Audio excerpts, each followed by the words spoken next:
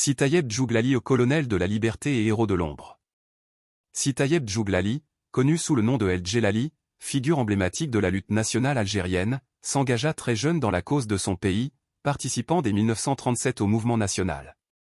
Opposé farouchement au colonialisme, il refusa catégoriquement la conscription forcée dans l'armée française durant la Seconde Guerre mondiale, estimant que la cause pour laquelle on l'obligeait à combattre n'était pas la sienne et que la libération de l'Algérie constituait la véritable priorité. Traqué par les autorités, il se réfugia pendant près de 4 ans dans les montagnes d'Amaria pour échapper à l'armée coloniale.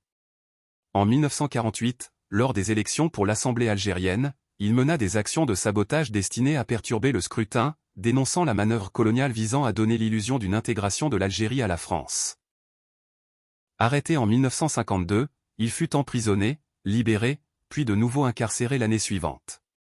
À la veille de la guerre de libération, Si Tayeb Djouglali entretenait des contacts réguliers avec les dirigeants historiques Souidani Boudjma et Didouche Mourad, participant activement à l'organisation des préparatifs de la lutte armée dans la zone 2 de la Wilaya 4.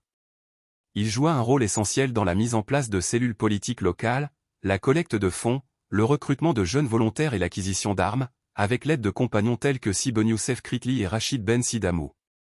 Sous sa direction et celle d'autres militants, des groupes armés virent le jour dans plusieurs régions, notamment à Tabla, Berouaghia et Aïn Boussif.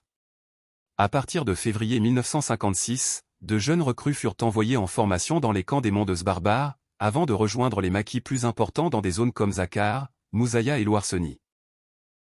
Si Tayeb Djouglali passa 3 années à la tête de la zone 2 de la Wilaya 4, infligeant de lourdes pertes aux forces coloniales.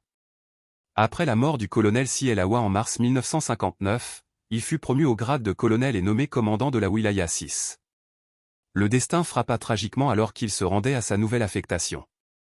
Le 29 juillet 1959, près de la ville de Hadsahari, dans la wilaya de Djelfa, il tomba au combat aux côtés de 14 de ses compagnons, scellant par son sacrifice un parcours exemplaire marqué par le courage, la résistance et un dévouement total à la patrie.